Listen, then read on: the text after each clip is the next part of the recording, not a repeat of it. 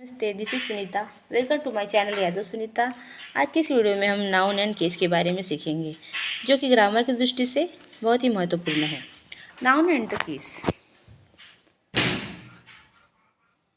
Case को हम कारक कहते हैं। The relation in which a noun stand to some other word is called the case. Kinds of case. Case के प्रकार। पहला है नॉमिनेटिव केस, जिसको हम कर्ता कारक कहते हैं। A noun or pronoun that functions as subject of a verb is placed in nominative case.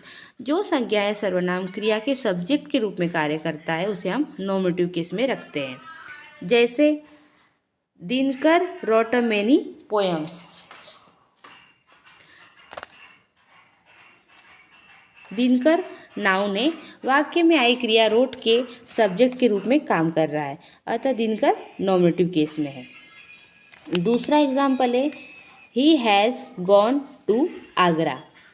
He pronoun है, वाक्य में आई क्रिया हैज़ गॉन के सब्जेक्ट के रूप में कार्य कर रहा है, अतः ही नॉमिनेटिव केस में है।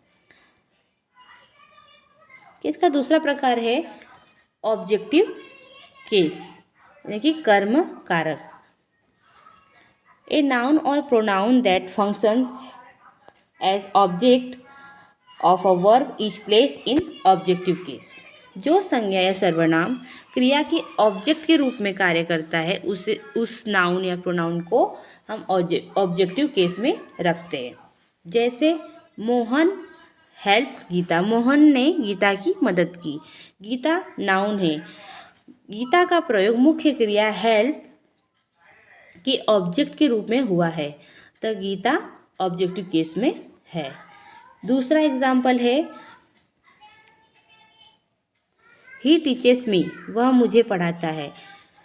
मी प्रोनाउन है, मी का प्रयोग मुख्य क्रिया टीचेस के ऑब्जेक्ट के रूप में हुआ है, तो मी ऑब्जेक्टिव केस में रखा जाएगा।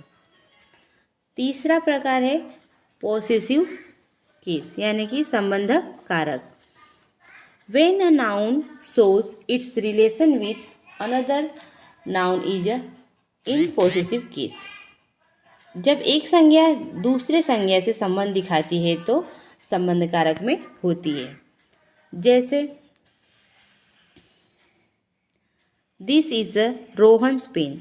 इस वाक्य में रोहन एक नाउन है, उसका संबंध या भाव दूसरी संज्ञा पेन के साथ बताया गया है, तो रोहन का संबंध पेन के साथ है, तो वह पोसेसिव केस में आएगा।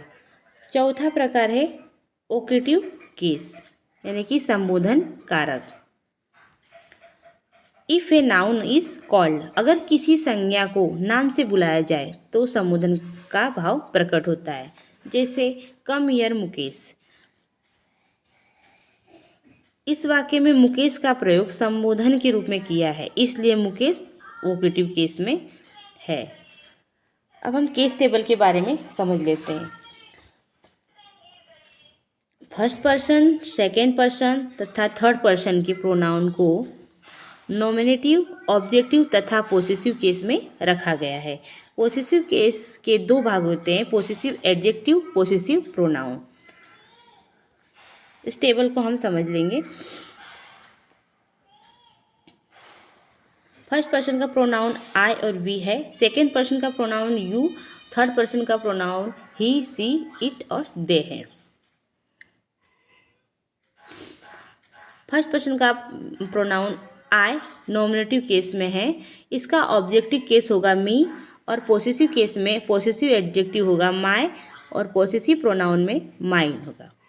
इस तरह से फर्स्ट पर्सन का दूसरा प्रोनाउन है वी। वी नॉमिनेटिव केस में है, इसका ऑब्जेक्टिव होगा अस, पोसेसिव केस में आवर और आवर्स होगा। सेकेंड पर्सन का प्रोनाउन है यू। यू नॉमिनेटिव केस में है, जिसका ऑब्जेक्टिव केस होगा यू और पोसेसिव केस में योर।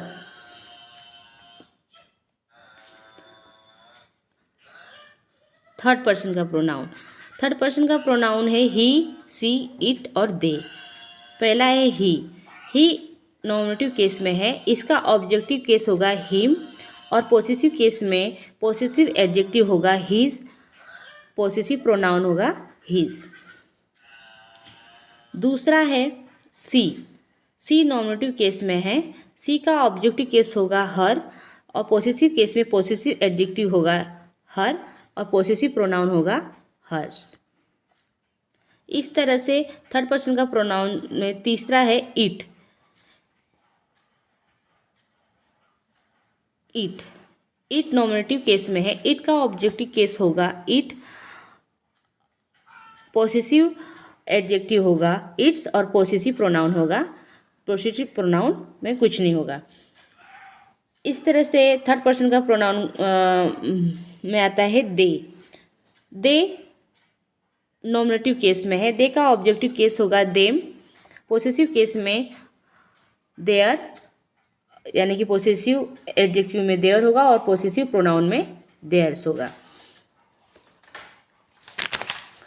इस तरह से आज हमने नाउन एंड द केस और उसके प्रकार के बारे में समझा और अगली वीडियो में हम उसके रूल्स के बारे में डिस्कस करेंगे।